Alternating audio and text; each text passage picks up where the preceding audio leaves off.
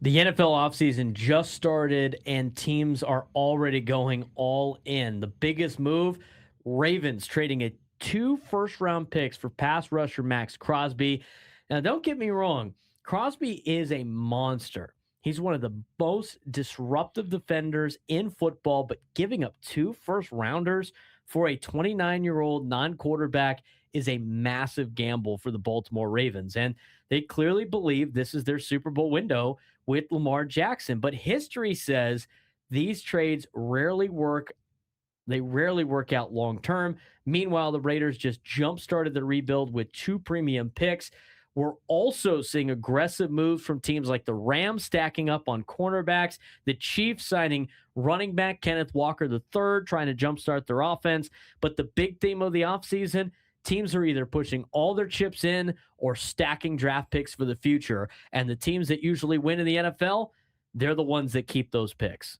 Free agency already in chaos, Frank. As we start the NFL offseason, it's barely underway, and teams are already reshaping the rosters in a big way. Yep, with the legal negotiating window open, front offices are moving fast, making trades, handing out contracts, and pushing chips towards the middle of the table. And the theme so far, aggression, aggression, aggression.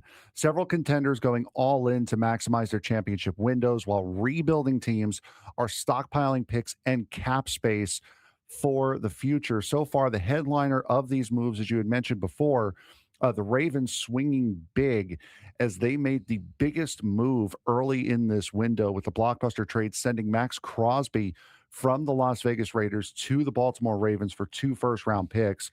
Crosby is one of the most durable and disruptive defensive players in the league, and Baltimore clearly believes that adding him could push them over the top with Lamar Jackson still in his prime. But the debate again is two first round picks is a massive price, especially for a player turning 29. Yes, the Ravens are better today than they were before they made this move, but they're also sacrificing long term roster flexibility. Meanwhile, Raiders absolutely crushed this trade. If you're rebuilding two first rounders for a non quarterback, is about the best return you can hope for. But here's where it plays out even further. It's not getting the picks, it's what you do with the picks. So the Raiders still have to make good on these two first round picks as they got for Maxx Crosby. But and if they're unable to do that, it doesn't matter that you got two first round picks. So that's where the Raiders really have to make this an A-plus move for them in trading away Maxx Crosby. Now, for the Ravens, this is an all-in approach, and it's not impossible to win like this. I mean, the Rams did.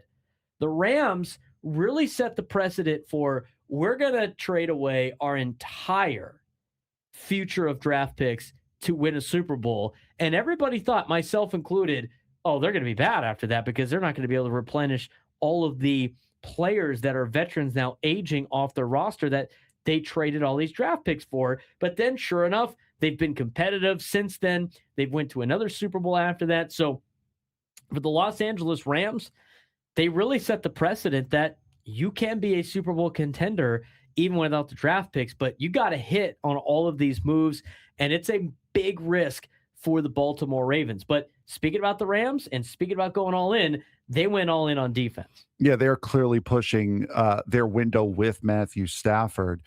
They traded star corner Trent McDuffie and signed corner Jalen Watson, reuniting the two former Kansas City Chiefs defensive backs. Last year, the Rams' weakness was their secondary, and now on paper, they've at least fixed that problem. But again, the theme of this offseason, win now, worry about later, later. Yeah, I mean, history says probably a lot with some of these moves that the Rams have made. But if they signed McDuffie to an extension, that's a big piece of this trade because trading for a 25-year-old's great, but it's not great if you can't keep him. Mm-hmm. They locked him up for his prime years, which is great to see for Los Angeles. Now, Chiefs are trying to fix their offense. Speaking of Kansas City, as we talk about the cornerbacks, they made a splash signing explosive running back Kenneth Walker III, who was the Super Bowl MVP, and the goal, take pressure off Patrick Mahomes, reignite the offense, and strangely, the reunited offense that strangely looked stagnant last season. Yeah, absolutely. They signed Kenneth Walker, adding big playability, but the debate is obvious. Is spending big money on a running back ever really worth it in this day and age in the National Football League? History says probably not. And also, while we were in the process of recording these, they signed a 1 year, $12 million contract with Travis Kelce to bring him back for another year, with the potential of that going up to as high as $15 million this year. So they're starting to spend that money that they've been saving up. And that was the kind of the news that we got this morning when when the announcement was Travis Kelce was going to return to the Chiefs and not retire. So might be 1 year left for Travis Kelce in Kansas City, but it's a lot of money for a guy and a lot of eggs in the basket of Kenneth Walker III, which is tough for running backs who have a shelf life of like 5 years or less. So it's going to be interesting. And the other thing with Kenneth Walker III, he's not great as a pass catcher too, which is very big in this offense for Kansas City. So we'll see how that works out. But they did get better. They addressed an area that they needed in getting Kenneth Walker III. A lot of questionable deals, though. A lot of questionable deals so far in the offseason. And these are a lot of the moves that analysts are already scratching their heads on. And one of them was the Dallas Cowboys on Monday. They traded for edge rusher Rashan Gary, and they gave up a draft pick while also taking on a hefty contract for a player whose production has dropped since he had an ACL injury. He hasn't been the same player, and they gave up significant draft capital to get Gary when he is a player that the Packers probably were going to cut anyway. Another head-scratching move from Jera down in Dallas. Yeah, and also in Buffalo, they traded for receiver DJ Moore, taking on a large contract and giving up draft capital despite declining production out of DJ Moore over the last few seasons. This right now, especially out of Buffalo, with everything that has gone on this offseason with Buffalo, from firing McDermott and everything that has come after that, the GM owner press conference that was a disaster. This is starting to feel like desperation out of both Buffalo and Dallas, but especially Buffalo, for teams that are trying to stay relevant.